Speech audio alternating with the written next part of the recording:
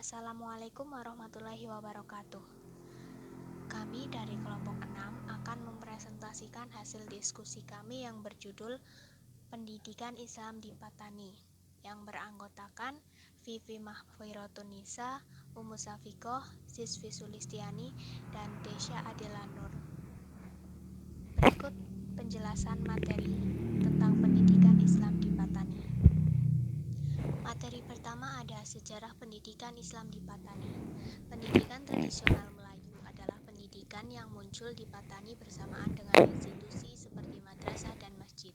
Perkembangan pendidikan Islam di Patani terlaksana melalui sistem pondok.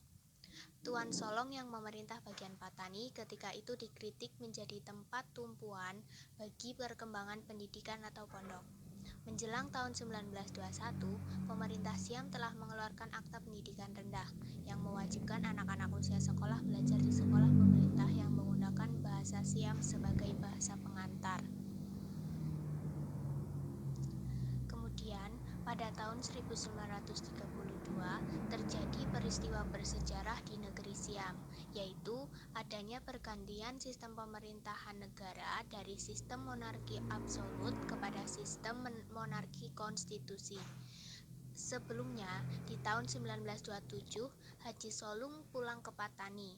Di Patani, beliau menyaksikan berbagai masalah yang dihadapi oleh rakyat Patani, khususnya dalam bidang pendidikan agama. Dari permasalahan itulah, beliau berkeinginan menumbuhkan sebuah institusi pendidikan agama yang bercorak baru. Sistem pendidikan pondok yang menjadi tradisi masyarakat Patani perlu ada perubahan dari segi struktur dan organisasinya. Pada tahun 1933, pembangunan sekolah sudah selesai, kemudian dibuka secara resmi oleh Perdana Menteri Thai. Semenjak itu, Madrasah Modern Al-Ma'arif Al-Watoniyah Fatoni dioperasikan, di mana madrasah ini merupakan sekolah agama pertama di tanah Patani. Ia adalah sebuah sekolah model baru yang bukan saja memiliki tingkatan mata pelajaran dan bersistem kelas, tetapi juga menjadi istimewa karena adanya latihan baris berbaris. Namun, madrasah tersebut hanya berdiri selama 3 tahun karena dianggap ancaman bagi pemerintah.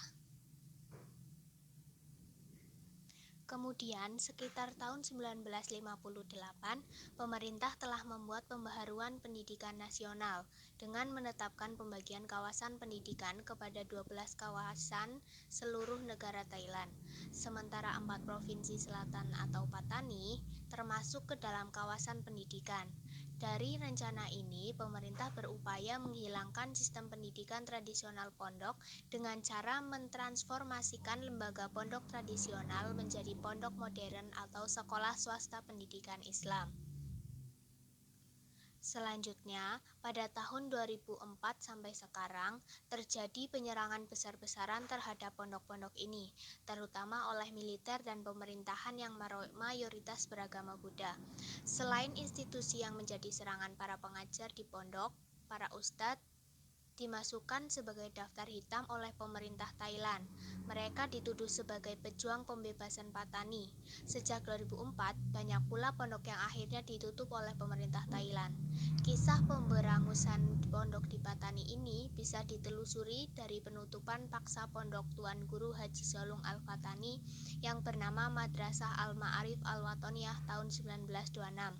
Selain itu, usaha untuk mengikis peradaban Islam ialah dengan penggunaan bahasa Thailand yang diwajibkan oleh pemerintah, baik itu di kantor, kerajaan, pemerintah, sekolah, dan media.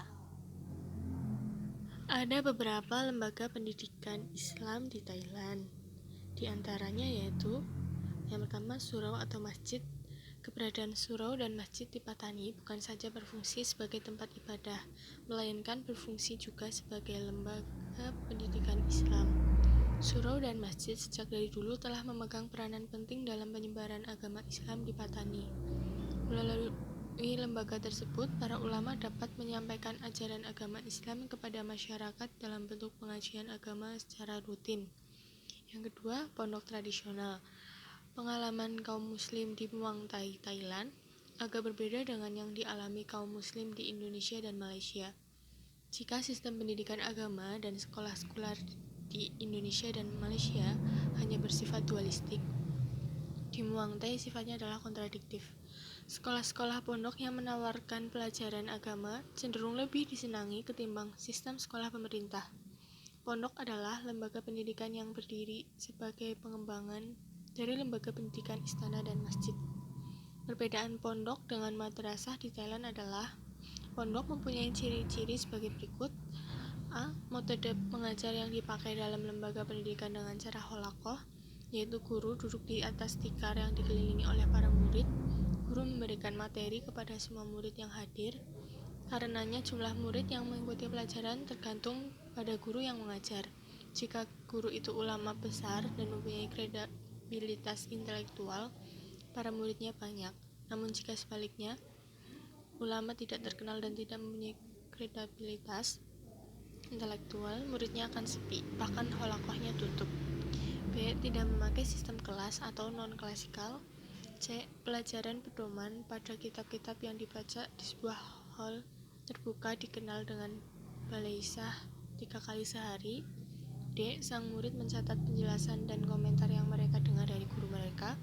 E. Pelajar-pelajar pemula belajar bersama dengan pelajar senior, tidak klasifikasi berdasarkan latar belakang mereka. F. Tidak ada ujian dan tugas-tugas, tidak ada batas lamanya studi. Seseorang bisa saja bermukim 10 tahun di pondok tersebut. Ada beberapa kitab yang digunakan diantaranya yaitu yang pertama Al-Muwatta, kedua Sahih Al-Bukhari, yang ke-30 Al-Maraum, yang keempat Tafsir Jalain, dan lainnya bisa dilihat di makalah. Yang ketiga Pondok Modern atau Sekolah Swasta Pendidikan Islam.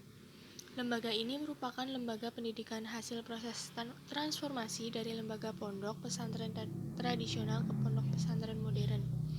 Semua kegiatan diatur oleh pemerintah Thailand melalui Pusat Pendidikan Kawasan 2 di Provinsi Yala. Sistem pendidikan dilaksanakan dalam bentuk dualisme semisekuler, yaitu pendidikan agama tingkat pendidikan ibtidaiyah, mutawasitoh, dan sanawiyah. Sedangkan pendidikan umum dari tingkat menengah pertama dan menengah atas. Yang keempat, madrasah.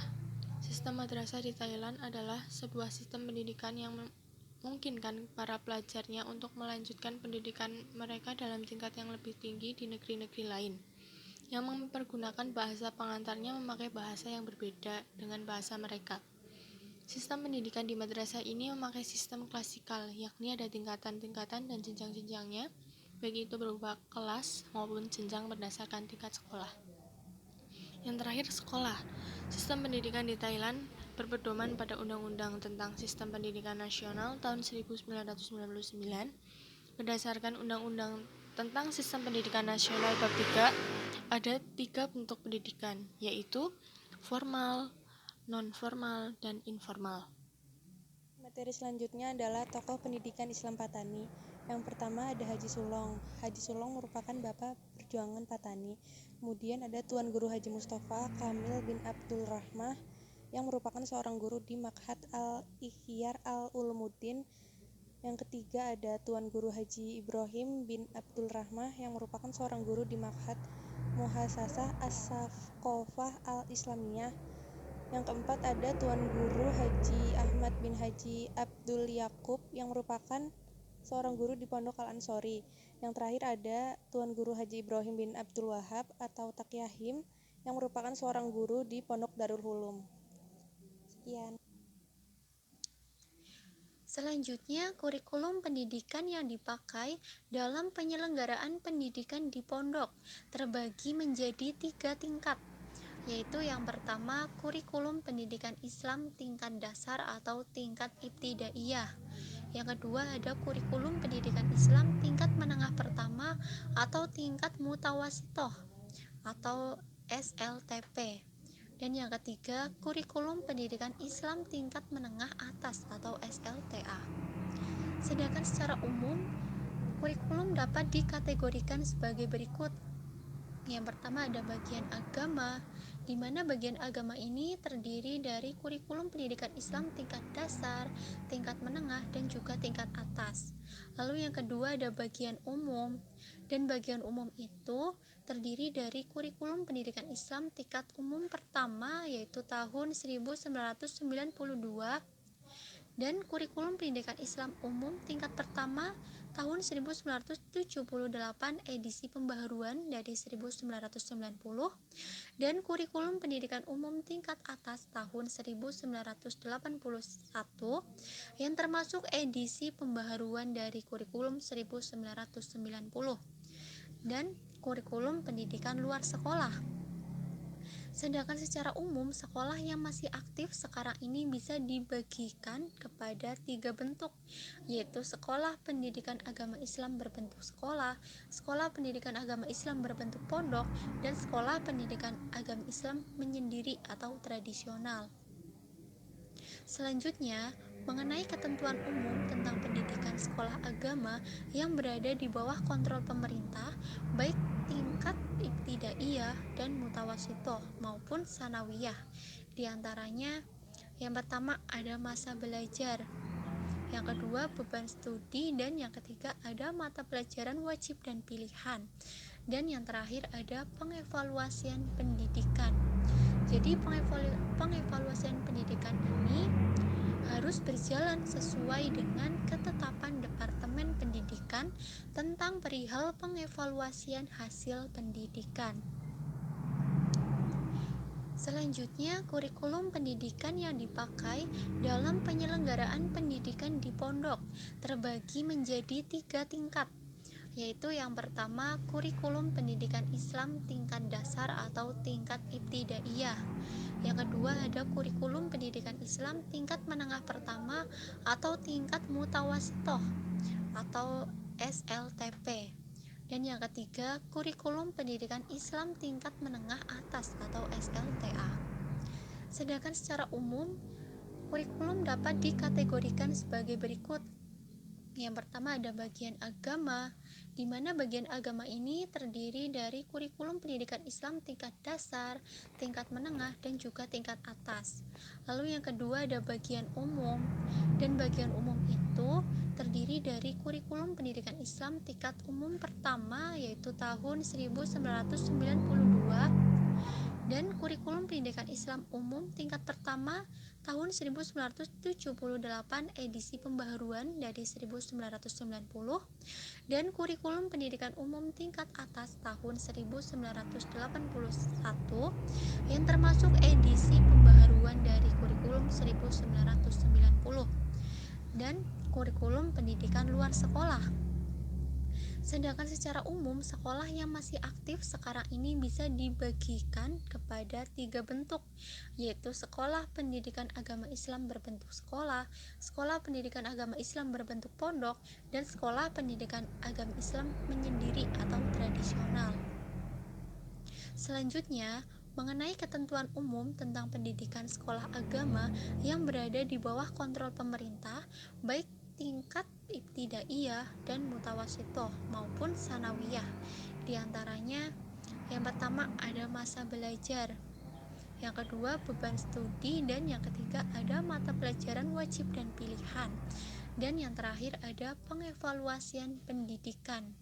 Jadi pengevaluasian pendidikan ini harus berjalan sesuai dengan ketetapan Departemen Pendidikan tentang perihal pengevaluasian hasil pendidikan. Ya, cukup sekian yang dapat kelompok kami sampaikan. Kurang lebihnya kami mohon maaf. Billahi taufik wal hidayah. Wassalamualaikum warahmatullahi wabarakatuh.